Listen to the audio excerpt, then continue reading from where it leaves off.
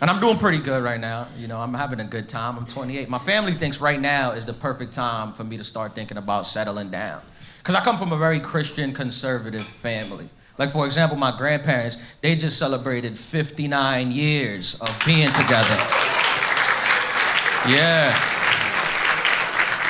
And that's huge because they're Hispanic, so they're thinking about getting married. My grandmother might be the one.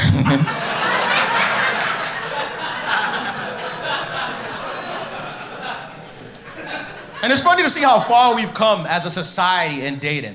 Like, I feel like in 2019, meeting online is considered normal. Like, that's how you're supposed to meet. Like, every time I meet a guy today that tells me he met his girl in person, I always feel like the guy's kind of a pervert. I'm like, you was going up to women and speaking to them? In 2019, you need to be on some type of list. You find her on Instagram and send her a message like a real man.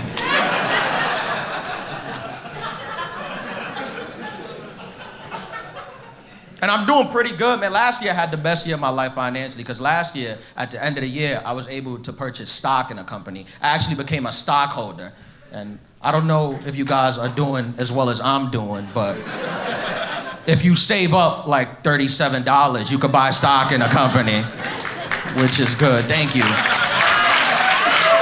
Thank you. I bought 3 because I had a really good fourth quarter last year. But y'all don't gotta start at the top. Yeah, just work your way up.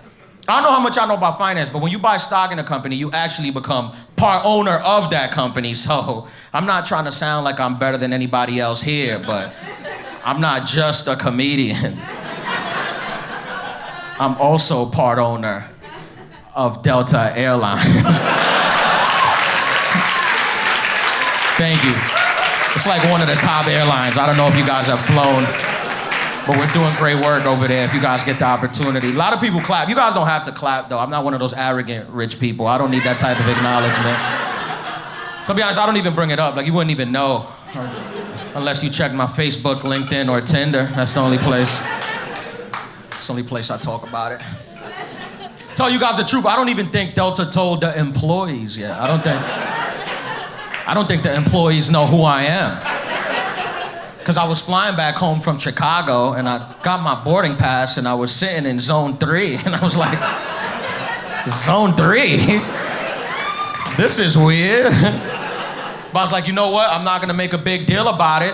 I guess it's just gonna be like an undercover boss type of situation.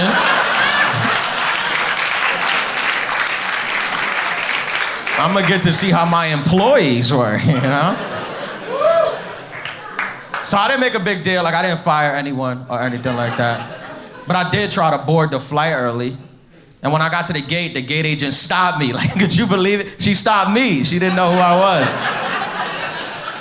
was. She was like, sir, we did not call your zone yet. And I was like, miss, you must not read your emails, but I own $111 worth of this company. So I'll get on whenever the hell I want, Bridget. I think data is weird. I think I'm the only person at my age that's still spending money on women. Like, some of y'all came out on dates. All of my friends claim that they don't spend any money on women whatsoever. Like, one of my best friends, he met a girl at work and he told me they was hitting it off. So I asked him, I was like, oh, you gonna invite her out? He was like, invite her out? Nah, I was gonna tell her come over to my house to watch Netflix and chill. That's what millennials are doing, Netflix and chill. Some of you guys might not know what that is. I'll explain. Netflix and chill, that's when you invite somebody over to your house to have sex while a boring ass movie plays in the background. But everybody, that's important. That's very important. If you're gonna do it, make sure you put on a boring movie.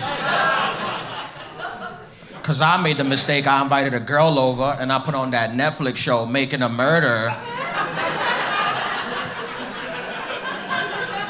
That show is so interesting, I completely forgot what I invited her over for.